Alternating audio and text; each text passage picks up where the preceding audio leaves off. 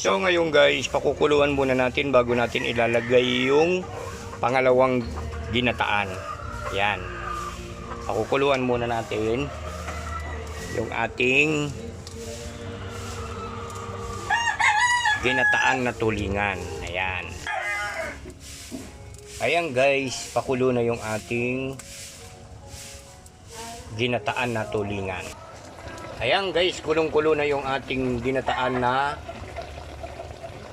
tulingan. Ngayon guys, ilalagay na natin yung isang ginataan na una. Ayan, ilalagay na natin yung ating ginataan na isa.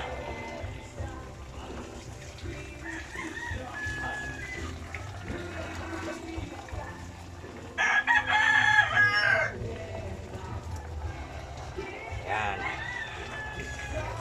So, pakukuluan pa natin ng mga 5 minutes.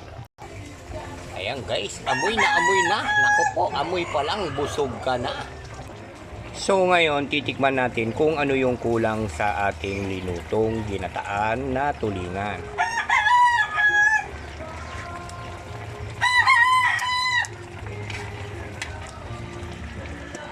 Pero okay na. Yan. Ang sarap guys. Ayan guys, luto na yung ating ginataan na tulingan. Ayan.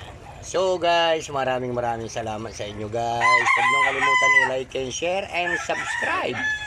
Pakipindot na rin po yung notification bell.